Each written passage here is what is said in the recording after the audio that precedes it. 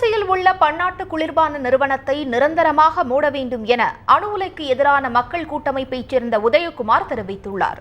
கூடங்குளம் அணு உலையை மூட வேண்டும் என்ற கோரிக்கையை வலியுறுத்தி அணு உலைக்கு எதிரான மக்கள் கூட்டமைப்பின் ஒருங்கிணைப்பாளர் சுப உதயகுமார் தலைமையில் 29 பேர் பிரச்சார பயணம் மேற்கொண்டு வருகின்றனர்.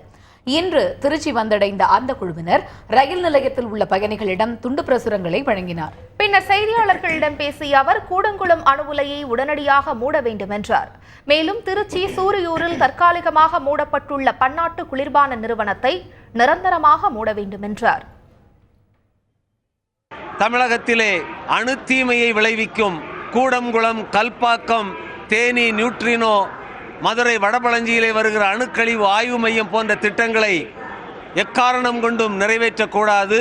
தமிழ் மக்களுடைய வாழ் உரிமைகளை, வளங்களை, வருங்கால சந்ததியினர் நலன்களை காக்க வேண்டும் என்ற அடிப்படையிலே நாங்கள் இந்த தொடர்வண்டி பிரச்சார பயணத்தை நடத்தி கொண்டிருக்கிறோம். திருச்சி சூரியூரில் 90 லட்சம் லிட்டர் தண்ணீரை கபளீகரம் செய்கிற பெப்சி ஆலைக்கு அனுமதி கொடுத்து இப்போது மக்கள் போராடுகிற காரணத்தால் அதை தற்காலிகமாக தடை செய்து வைத்திருக்கிறார்கள்.